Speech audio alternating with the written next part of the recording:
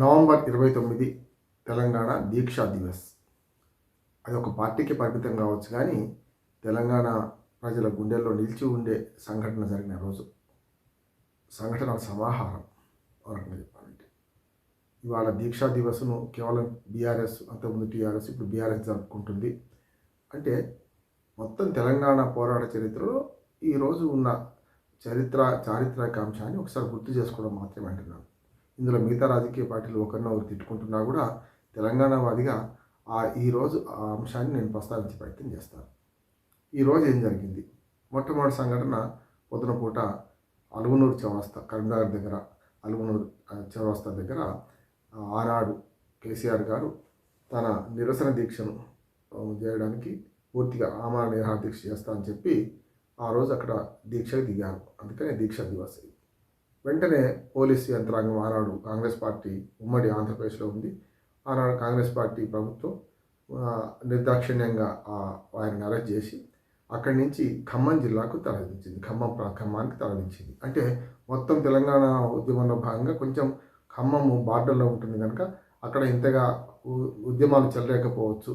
వరంగల్, కరీంనగర్, తెలంగాణ నడిగడ్డ, ముఖ్యంగా ఉత్తర తెలంగాణలో కంటే తూర్పు తెలంగాణలో తక్కువ ఉంటుందనే ఉద్దేశంగా అక్కడ తీసుకెళ్లారు. ఆ క్రమంలోనే హరీష్ రావు గారు సిద్దిపేటలో పెట్రోల్ పోసుకోవడం, ఆయన అరెస్ట్ నిరసనగా అగ్గిపేట దొరకలేదు, సరే వేరే వాళ్ళు విమర్శించినా కూడా అదొక సంఘటన. దాని ప్రేరేపణ తీసుకొని చాలామంది ఆత్మహత్యలు చేసుకున్నారనే ఆరోపణ కూడా హరీష్ రావు గారు ఎదుర్కొంటున్నారు. అది ఆయన ఉన్నంతకాలం నడుస్తూనే ఉంటుంది. ఎందుకంటే ఆయన కిరోసిన్ పోసుకొని ఆత్మాహుతి చేసుకుంటా అనే మాట అనడం వల్ల మిగతా యువతకు ప్రేరణ అయ్యింది. ఒక రకంగా చెప్పాలంటే సూసైడ్కి ఆనాడు తెలంగాణ అమరవీరుల సూసైడ్కి ఇది ఒక కారణమైన ఆరోపణ కూడా ఆయన ఎదుర్కొంటున్నారు. అది వాళ్ళు తెలుసుకోవాల్సిన విషయం, కానీ జరిగిన వాస్తవం అది.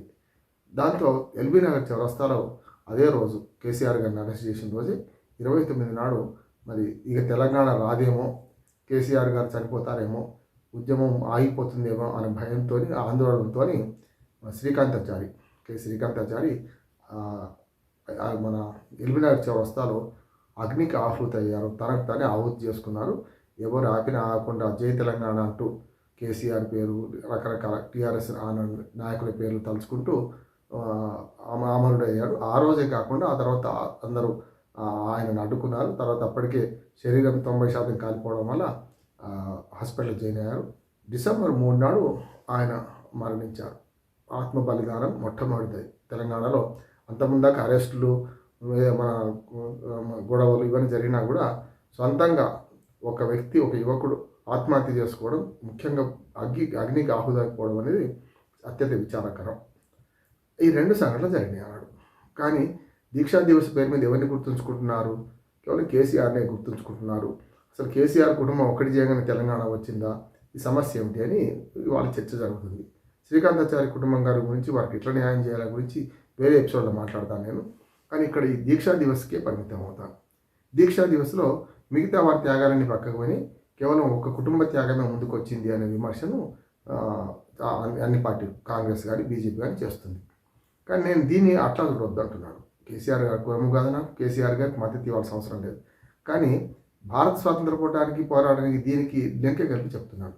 భారత స్వాతంత్ర పోరాటంలో 3 రకాల ఉద్యమాలు జరిగినాయి, అంటే 3 రకాల పోరాటాలు జరిగినాయి.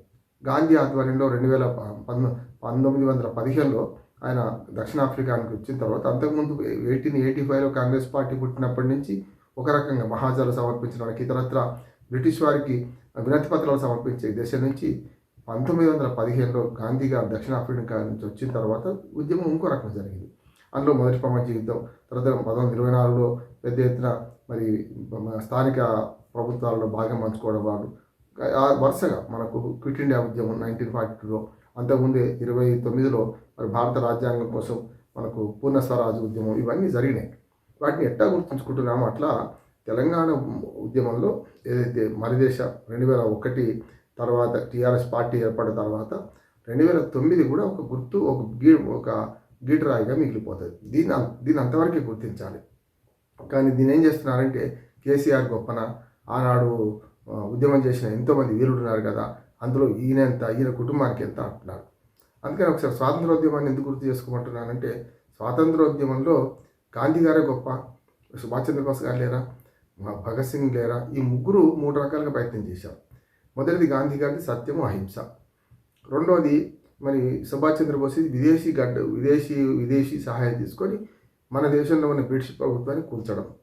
అంటే అప్పటికే ఆయన బర్మా అప్పటి బర్మా, ఇప్పుడు మయన్మార్, అక్కడ ప్రభుత్వాన్ని ఏర్పాటు చేశారు. అప్పుడు ఉమ్మడి దేశంలో ఒక భాగమైన బ్రిటిష్ వారి ఆధీనంలో ఉన్న బర్మాను తను స్వతంత్ర ప్రధాని ప్రకటించుకున్నాడు. అట్లా మరి భగత్ సింగ్ కరపత్రాలు జల్లి పార్లమెంట్ సాక్షిగా మరి ఆ తర్వాత ఆయనకు ఉరిశిక్ష అమలైంది. ఆయనకు, సుఖ్దేవ్కు, రాజ్గురుకు, భగత్ సింగ్కి. అంటే అట్లా మనకు 3 రకాల ఉద్యమాలు కనపడతాయి. మరి ఇందులో సక్సెస్ అయింది ఏది చివరికి? అవన్నీ కలిపితేనే గాంధీ మహాత్ముడు ఆధ్వర్యంలో స్వాతంత్రం వచ్చింది అంటున్నాం. గాంధీ మహాత్ముని గౌరవించుకుంటున్నాం. గాంధీకి కేసీఆర్కి పోలిక ఎక్కడైనా ఒక విమర్శ కూడా వస్తుంది. నేను దానికి సిద్ధంగా ఉన్నాను. ఇవాళ ఎన్ని చేసినా భారతదేశాన్ని విముక్తి చేయడానికి ఈ 3 రకాల ఉద్యమాలతో పాటు ఆనాడున్న పరిస్థితులు కూడా దోహదం చేసినాయి. మరి ఎప్పుడో 1885లో కాంగ్రెస్ పార్టీని మొదలుపెట్టి పూర్ణ స్వరాజ్ ప్రకటించిన తర్వాత 15 ఏళ్ళు 20 ఏళ్లకు మొత్తం స్వాతంత్ర ఉద్యమం 90 సంవత్సరాలు జరిగితే 90 సంవత్సరాలు 1857లో మొదటి స్వాతంత్ర పోరాటం నుంచి 1947 90 సంవత్సరాల ఉద్యమంలో ఎన్నో దిశలు ఉన్నాయి కదా. అవన్నింటినీ పరిగణనలోకి తీసుకుంటే చారిత్రక అంశాలను తప్పనిసరి మనం గమనించాలి, వాటిని గుర్తించాలంటున్నాను. అట్లా గుర్తించే క్రమంలో మరి గాంధీ మహాత్మునికి ఎందుకు పేరు వచ్చింది? ఆ గాంధీ పేరు పెట్టుకున్న కుటుంబమే ఎందుకు ఇవాటి కూడా రాజకీయాల్లో ప్రబలంగా ఉన్నది?